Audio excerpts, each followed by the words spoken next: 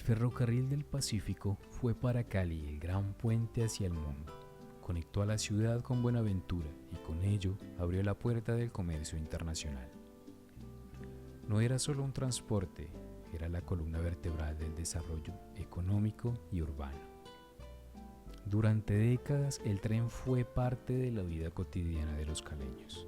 Transportaba azúcar, café y carbón, pero también pasajeros, encuentros y memorias.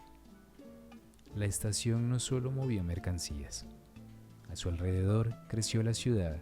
Los talleres del ferrocarril, levantados de las afueras, terminaron integrados en la expansión urbana.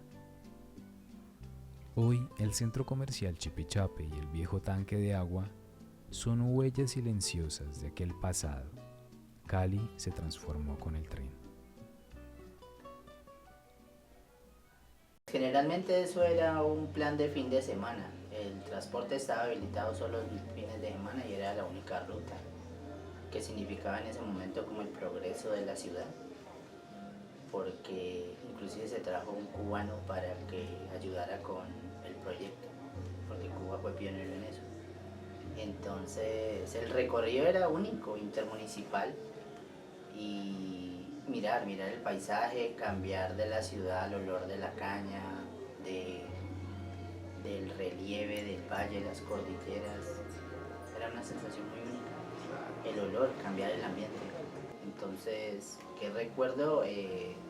Salidas con el grupo familiar y la emoción de viajar a visitar al Señor de Bogotá. Pues en esa época era mucho festejo, un ambiente familiar y también de euforia, porque la gente salía como con ese entusiasmo de conocer, unos por primera vez y otros de ir a visitar al Señor de Bogotá. Habían boletos de primera clase, de segunda clase y de tercera clase. Obviamente los de tercera se chupaban todo el smog del ferry. Entonces pues uno tiraba la familia para el media o primera, porque el humo siempre no dificultaba la vista, pero sí era un poquito molesto. En esa época era progreso. La ciudad se comunicaba intermunicipalmente, el transporte era económico. Lo que pasa es que los tiempos han cambiado y ahora todo lo que ustedes ven es como el museo y las redes, pero la sensación de vivirlo es única, o sea, eso no se va a recuperar. Viajamos consecuentemente los fines de semana, pero debido a un derrumbe en el 2004, más o menos, sellaron el recorrido, pues hasta ahí nos llegó el paseo, como se dice. Ya se buscó otras alternativas, pero pues no había como el presupuesto para arreglar todo las vías otra vez. Eso fue lo que enterró básicamente al ferry. El tren fue también empresa y comunidad. Ferrocarriles Nacionales llegó a ser una de las empresas más grandes del Estado colombiano. A su sombra, familias enteras se sostuvieron y hasta comunidades extranjeras, como una colonia china en Buenaventura, llegaron atraídas por la fuerza laboral y el dinamismo del proyecto. El tren no era solo infraestructura, era vida, empleo y cultura compartida.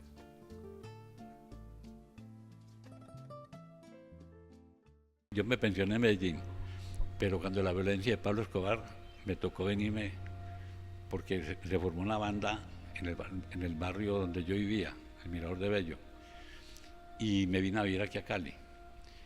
Y me presenté en el Ferrocarril Pacífico y me dijeron, vaya, conozca la línea. Y ya, pues el ferrocarril fue el que llegó con la revolución industrial de Colombia. El ferrocarril fue el progreso. Y lástima que tanta demora para construirlo. Porque el primer ferrocarril fue construido en Panamá en el año 1850 al 54, cuando estaba presidente José Hilario López. Aún existe. Yo estoy en Panamá y vi el tren de Panamá a Colón, cuando Panamá era de Colombia.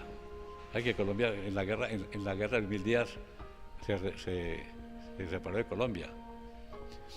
Y luego ya en 1874 empezaron a revivirlo un ingeniero de apellido Smith en Buenaventura.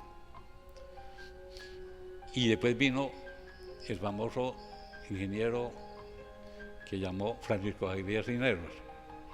Empezó a construir el ferrocarril por todo el país. Empezaron a construir el ferrocarril de Antioquia, que era de Puerto de Río a Medellín. Y hubo estaciones para hacer 7 kilómetros, se demoraban 10 años. ¿Por qué? Por las guerras. De 1876 a 1902 hubo 4 guerras civiles. Entonces lo atrasó los ferrocarriles, las 4 guerras. Y tramos de 7 kilómetros se demoraban 10 años para construirlo. Entonces, en 1926 llegó el ferrocarril de Medellín hasta Santiago y llegó el ferrocarril de la construcción de Puerto de Río a Limón, y había una montaña infranquear, no se podía franquear. Entonces los ingenieros, ¿qué hacemos? Un teleférico, un cable, cuando dijo el ingeniero Alejandro López, colombiano, hagamos un túnel. En el 26 se demoraron 3 años haciendo el túnel. Empezaron un bloque trabajando Limón, Santiago, y otro bloque Santiago, Limón. A los 3 años encontraron. Y en 1926 ya salió un tren directo Cali, Medellín, Puerto de Río. Una obra muy... El doctor Francisco Javier Cisneros, que es un cubano, que ya hablando de Cuba ha dado los grandes cantantes no son de Cuba. ¿Quién fue ese Eugenio Baldor, el del álgebra? Porque claro que el álgebra viene de la Arabia, pero la tecnificó y sacó unos problemas. Fue Baldor, cubano. En todos los países del mundo están construyendo trenes. Colombia fue el único país por política pero el tren es el progreso del país. Y el transporte, cada vagón lleva 700 bultos, y el transporte es más barato y más económico. Y el problema es que los transportadores quieren competir con el tren. Por ejemplo, en el caso mío, a nosotros en el ferrocarril, los muleros los descarrilaban, lo hacían descarrilar entre Dagua y Buenaventura. Los colocaban clavos de carrilera, entre 2 juntas, y la máquina. En el tiempo que yo estuve ya empezó el ferrocarril a franquear, porque ya vino una flota de buses, de camiones que llamaba transmodal, de los gerentes de los ferrocarriles. Entonces le pedían vagones, no hay, pero tengo tantas tractomulas. Y como el ferrocarril era un fortín político, conservadores. El ferrocarril los ferroviarios eran muy políticos. Y el ferrocarril empezó para atrás, ya cuando esas locomotoras empezaron a fallar. Cuando las locomotoras U10 llegaban a Santa Marta, un mecánico muy inteligente dijo: estas máquinas no sirven para Colombia. ¿Sabe cuál es la locomotora buena para la montaña? La General Motors. Fíjate que 2 locomotoras acopladas, la máquina viene para traer en acoplers, en tríos y cuartetos. Una acople de locomotora de General Motors GR12 se trae de Santa Marta a Puerto de Río 1.200 kilómetros. Se traen 70 vagones cargados de Santa Marta a Puerto de Río, que es plan. Esas mismas 2 locomotoras de Puerto de Río a Medellín suben 15 vagones más por la loma. En la montaña no es rentable el tren. Y yendo de Bogotá a La Dorada, hay una pendiente tan brava que un múltiple nomás suben 7 vagones. por Tribunas Bagasal. No, muy contentos. Yo los niños cuando me tocaba un tren nos tocaba traer un tren de pasajeros, un paseo de turismo a Cineros, lo llevaba toda la familia. Y traía mucha fruta. A uno por ahí le regalan mucha fruta en campesinos muy formales. Empezó ya a sentirse mal económicamente, que demoraban los pagos, se demoraban, entonces, pero todo llegaba.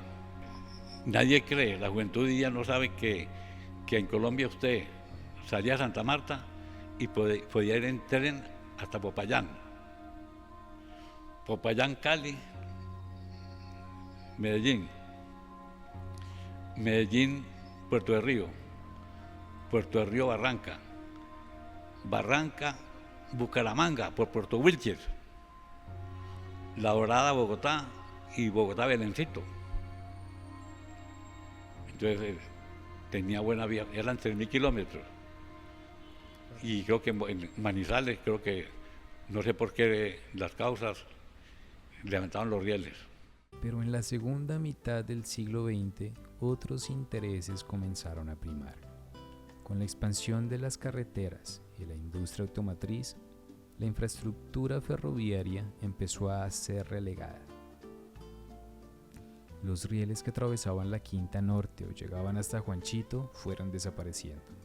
Los pasos a nivel, alguna vez vigilados, quedaron abandonados. El hierro se oxidó. Los rieles fueron levantados y vendidos. Y la ciudad olvidó el eco de la campana del tren. Detrás del abandono hubo intereses políticos y económicos claros. El negocio del combustible, los repuestos y la apuesta por el transporte privado. Mientras tanto, una empresa estatal, con su burocracia y su lentitud, fue perdiendo la batalla frente al proyecto vial más rentable para las grandes capitales. Es importante entender que el ferrocarril pues es un proyecto de modernización.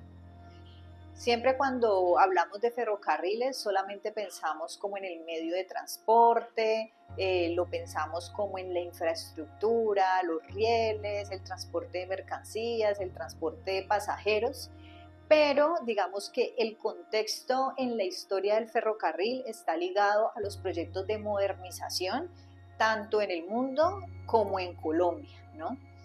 ¿Qué es un proyecto de modernización? Los proyectos de modernización pues es justamente proyectos que surgen como sociedad para hacer transformaciones significativas en relación a un estadio de desarrollo de una sociedad. Entonces hay un granito para hablar de cualquier historia del ferrocarril, que es la revolución industrial, ¿no? Que se dio en Europa y en Inglaterra. Con la revolución industrial y con la invención de la máquina de vapor, pues se dio un paso importante para la creación de máquinas, entre ellas el ferrocarril y otras máquinas como por ejemplo las tejedoras. Entonces cuando pensamos en el ferrocarril nos tenemos que ir hasta el siglo XVIII, la revolución industrial, pero no hay que descontextualizarlo en el sentido que la revolución industrial no era solamente para el desarrollo de las fábricas, sino que transformó todos los aspectos de la vida, lo económico, lo social, y también entre esas transformaciones fue la invención del ferrocarril y cómo el ferrocarril cambió la vida de diferentes sociedades en la medida que se fue introduciendo pues en diferentes países, ¿no? Entonces el ferrocarril, por ejemplo, generó una gran transformación en la economía, pues porque permitía que las mercancías se pudiesen transportar de una manera más eficiente. Entonces unió ciudades, generó también riqueza para aquellos comerciantes que buscaban distribuir sus productos, pero miren que esos productos no existirían si no se hubiesen desarrollado también las fábricas que van a potencializar la producción de bienes, principalmente pues en el siglo XVIII. Entonces con el ferrocarril, digamos, esa sociedad premoderna se empieza a modernizar, las personas que vivían en el campo se empiezan a trasladar a las ciudades, empiezan a surgir digamos, estas ciudades urbanas, ¿no? Urbanizadas, con población obrera. Digamos que del lado del ferrocarril también está el surgimiento de los movimientos obreros, ¿no? Porque toda esta gente que llega del campo a las ciudades en los ferrocarriles, pues, mejor dicho, el ferrocarril es como un eje o un vehículo que transforma toda la sociedad, ¿no?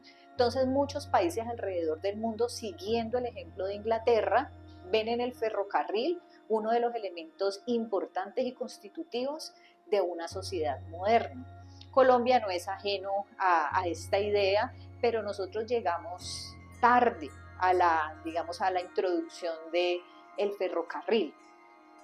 Colombia, a diferencia de otros países, por ejemplo, si vamos a hablar de América, a diferencia, por ejemplo, de los Estados Unidos, donde el ferrocarril está muy ligado, por ejemplo, en la conquista del oeste, ¿no? Que es lo que nos muestran las películas, ¿no? El western nos muestra pues que la gente empieza, digamos, a abrir la frontera y empieza a conquistar el oeste de los Estados Unidos en busca del oro y demás. Siempre ahí nos aparece el ferrocarril, ¿no?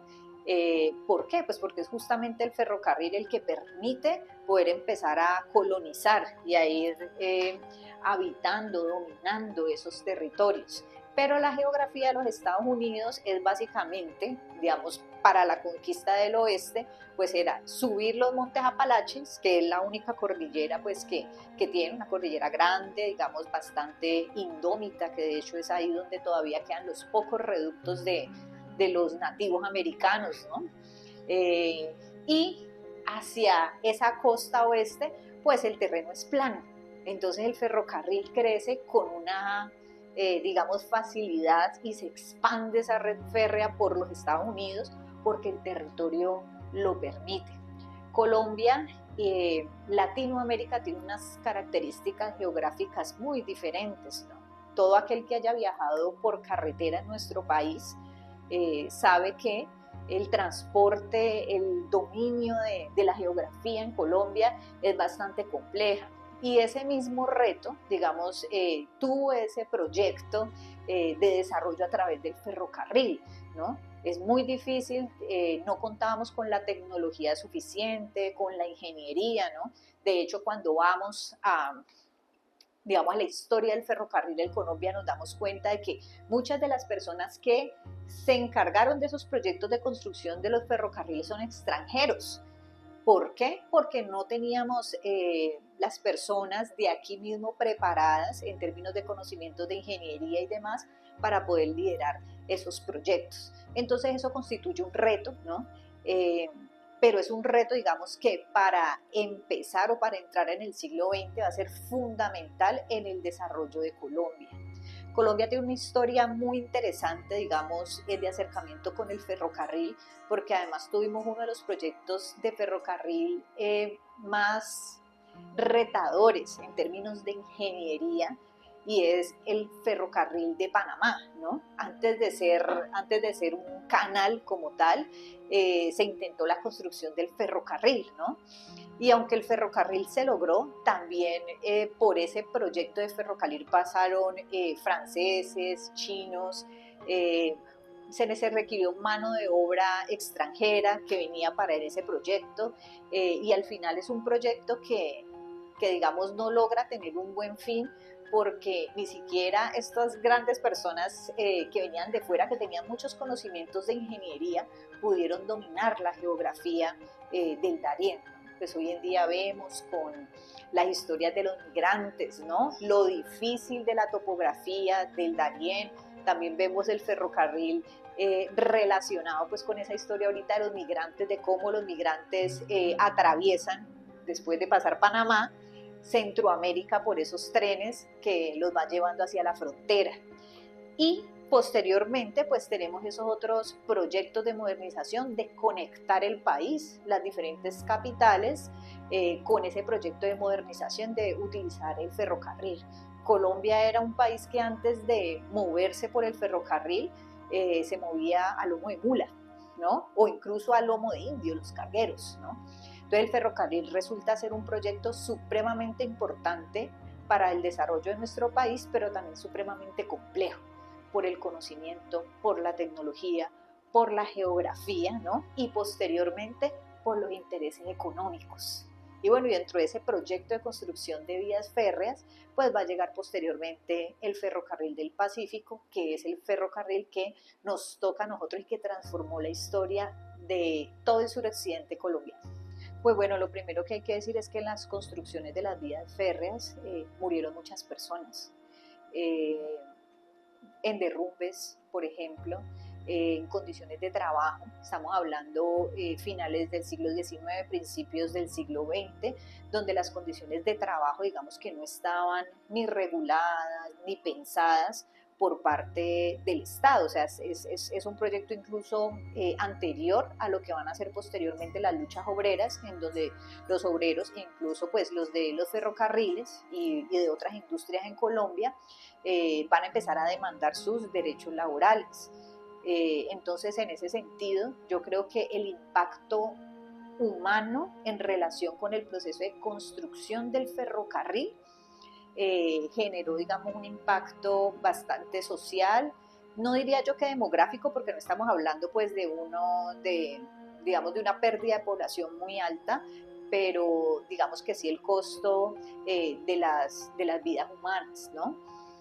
Yo diría que en general el ferrocarril como proyecto modernizador tuvo muy buena acogida porque muchas personas se vieron beneficiadas de él, ¿no? Se vieron beneficiadas los comerciantes, se vieron beneficiadas la ciudadanía en general que podía tener un transporte más rápido, más efectivo. El desarrollo también del capitalismo, ¿no? En Colombia nosotros éramos una sociedad económicamente limitada, ¿no? Y teníamos muchas potencialidades, ¿no? Por ejemplo, toda la industria del café debe buena parte de su éxito no solamente a la calidad del producto, sino a tener la capacidad, por ejemplo, de exportarlo. Y eso solamente se pudo cuando llega el ferrocarril. El ferrocarril también nos abre nuevos territorios que anteriormente no eran habitados. Por ejemplo, pensemos todos los pueblos aledaños que hoy en día tenemos en la vía Cali-Buenaventura, ¿no?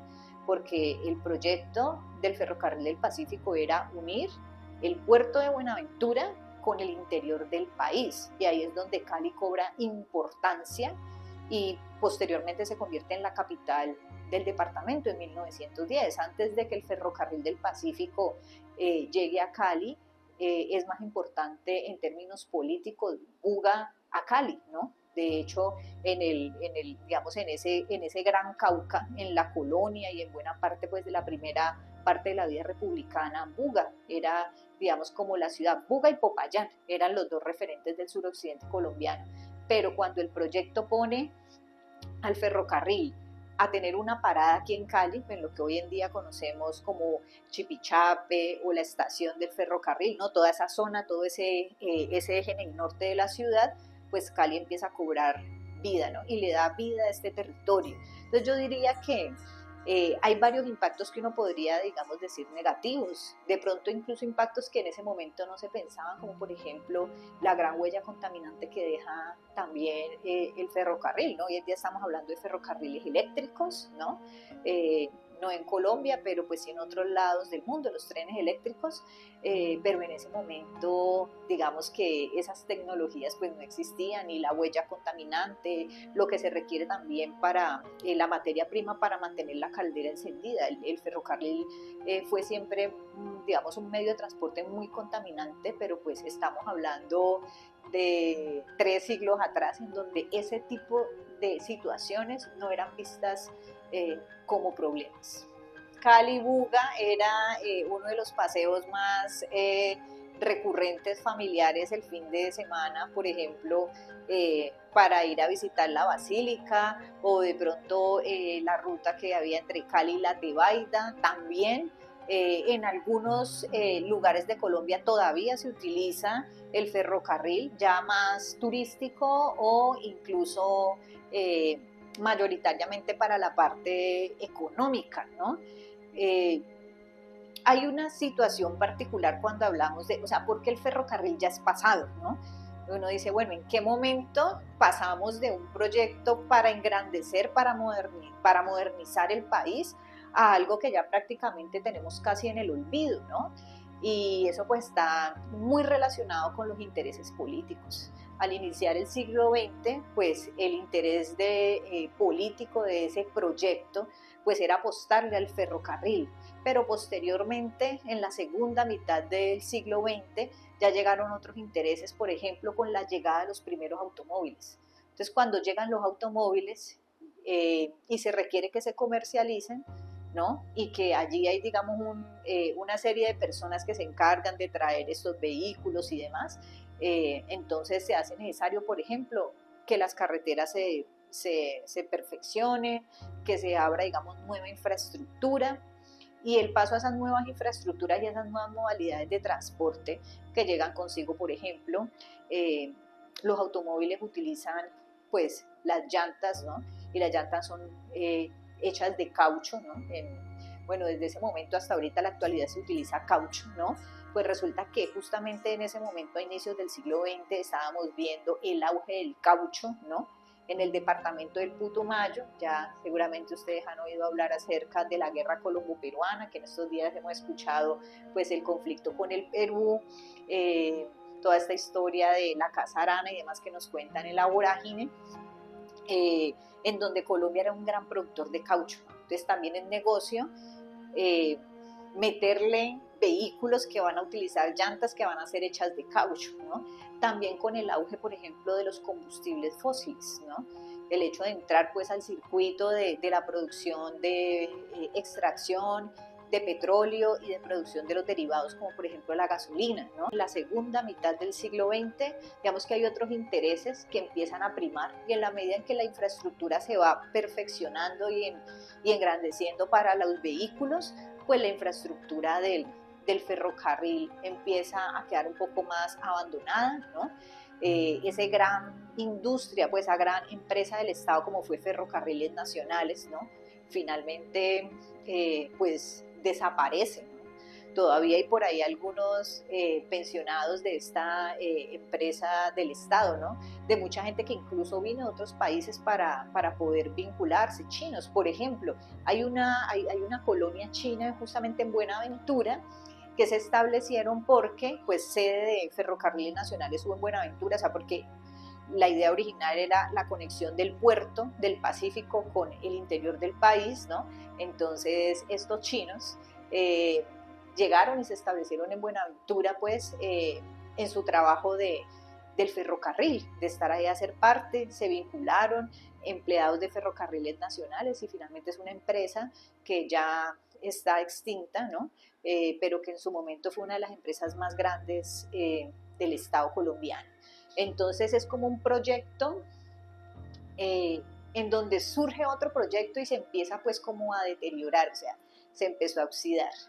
Y pues creo que en Cali justamente vivimos, de pronto algunos los que ya somos un poquito más adultos, la transformación, por ejemplo, de los vagones de los talleres del ferrocarril, en la transformación del centro comercial Chipichape, ¿no? Que era toda esa parte de la ciudad que servían de talleres, ¿no? Y cómo cogieron esas edificaciones, acomodaron, ajustaron algunas, ¿no? El tanque de agua que vemos también ahí afuera, que pertenecía pues a la parte de los talleres del ferrocarril, pues porque ahí quedan los talleres, ¿no? Entonces por el puente de Chipichape, es lo que tiene arriba, son los rieles, desde ahí salimos derechito a la estación del ferrocarril. Entonces como incluso el ferrocarril transformó, ¿no?, la urbanización de la ciudad. Cuando se piensan en los talleres del ferrocarril, es una parte alejada de la ciudad. Ya hoy vemos que está prácticamente embutida en medio, entonces nos habla, bueno, en ese momento miremos hasta dónde llegaba la ciudad, pues porque los talleres tienen que quedar lejos, ¿no? Así como hoy en día los del mío quedan a Copiyumbo o en el sur de la ciudad, ¿no?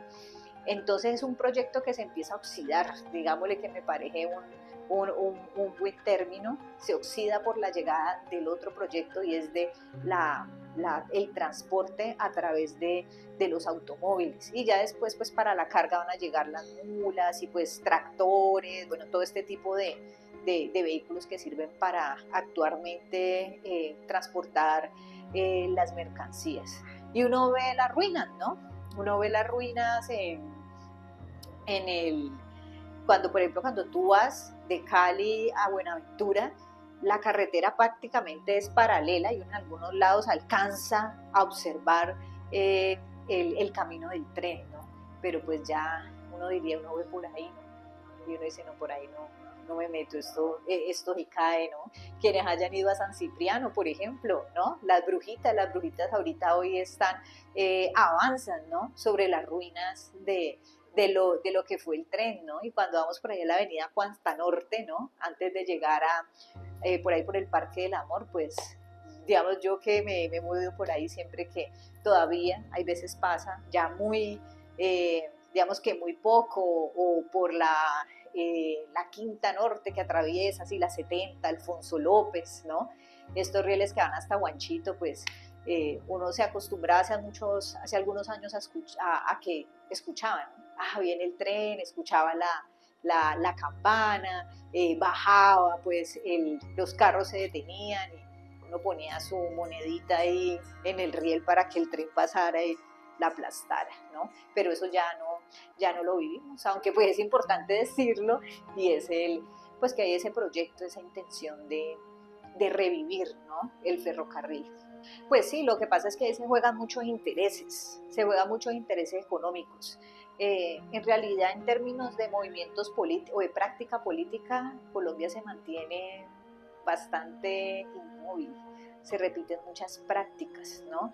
Entonces, por ejemplo, el poder darle prioridad a proyectos de infraestructura vial, ¿no? Sobre proyectos férreos, ¿no? Eso implica obviamente que hay muchos intereses de por medio, ¿no?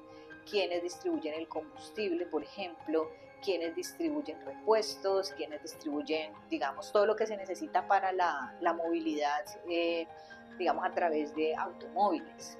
Otra cosa, por ejemplo, que el ferrocarril era, digamos, hace ya unas cuantas décadas muy popular, estaba relacionado pues con el transporte de pasajeros, pero también, por ejemplo, a Colombia llega digamos, ya entrado el siglo XX, el transporte aéreo, ¿no?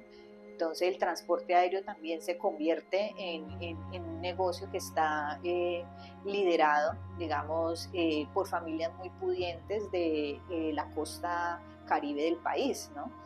Entonces, así como nosotros hoy en día vemos que muchas veces los proyectos políticos buscan beneficiar económicamente a través de concesiones, a través de licencias, ¿no? O de darle prioridades a determinados, digamos, acciones, o en este caso, por ejemplo, proyectos de desarrollo, ya sea para transporte comercial o de pasajeros, pues en ese momento, digamos que no, pues se le dio mayor prioridad a esos otros proyectos que al ferrocarril, ¿no? No hay que olvidar que el ferrocarril era una empresa del Estado, ¿no? Entonces muchas veces las empresas del Estado como tal, ¿no? Al ser el Estado el dueño, ¿no? El que lo administra, entonces digamos que el manejo se torna también muchas veces un poco ineficiente, ¿no? La burocracia que maneja el Estado hace que también se observe como que, es que este proyecto sí, pero es que es inviable, ya no sirve, es inefectivo, es más lento, es muy burocrático, ¿no? Mientras que las alternativas privadas, porque indiscutiblemente cuando entra el vehículo, cuando entran los vehículos que están adaptados y que, digamos, que se utilizan para el transporte de mercancías, pues, como lo vemos hoy en día, hacen parte de los negocios privados, ¿no? Entonces también eso es algo que nos invita a reflexionar de cuáles son las apuestas del gobierno en relación entre los proyectos que son públicos y los proyectos que son privados. Miremos el ejemplo del transporte, ¿no? El mío, el Transmilenio, son alianzas público-privadas, ¿no? O sea, el Estado pone el dinero, ¿no? Pero también hay un privado que administra, hay un privado que se lucra, ¿no? De esa movilidad de las personas, ¿no?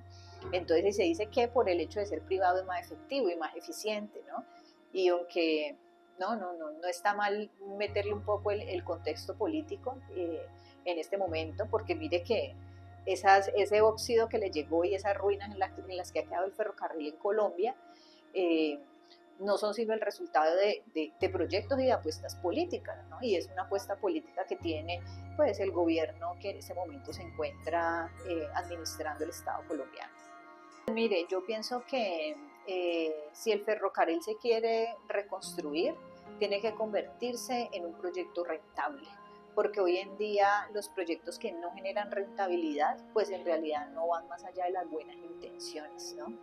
Y eso es complejo, porque tenemos una infraestructura que se quedó en el siglo pasado. O sea, si en este momento, por ejemplo, quisiéramos hacer el camino Cali-Buenaventura, pues por ahí no puede transitar, porque en la medida en que el ferrocarril ya no pasa, ¿no? Y que es abandonado a su suerte, ¿no?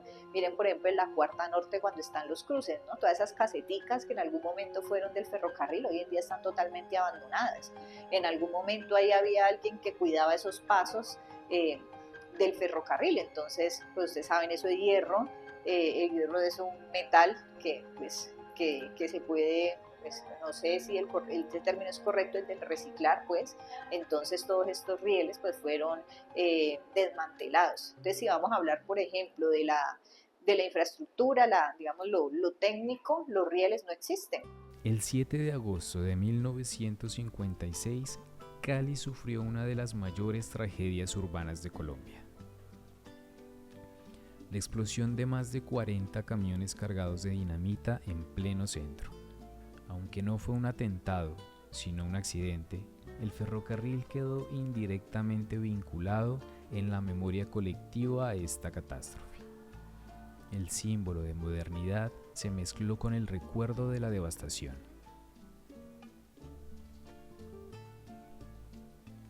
Hoy, las ruinas del ferrocarril se confunden con el paisaje urbano. Los talleres convertidos en centros comerciales, los rieles desmantelados, las casetas vacías entre el óxido y la memoria. Todavía se reconocen el camino del tren. El ferrocarril se oxidó, pero no desapareció del todo en la memoria. Reactivarlo significa empezar de cero, reconstruir la infraestructura, competir con el transporte de carga actual y enfrentar los intereses que históricamente lo desplazaron. El reto no es menor. Un tren moderno en Cali tendría que ser rentable, eficiente y sostenible. No bastan las buenas intenciones, se necesitan apuestas políticas claras que no repitan los errores del pasado. El ferrocarril de Cali fue motor de progreso, pero también víctima de intereses políticos y del olvido. Su memoria vive en los barrios, en los talleres transformados, en las historias de quienes escuchaban la campana antes de que bajara la barrera. Rescatar su legado no es solo pensar en un transporte, es repensar el futuro urbano, económico y social de la ciudad. Porque los rieles oxidados nos enseñan una lección clara. La historia que olvidamos se convierte en ruina. Lo que recordamos puede transformarse en camino para nuevas generaciones.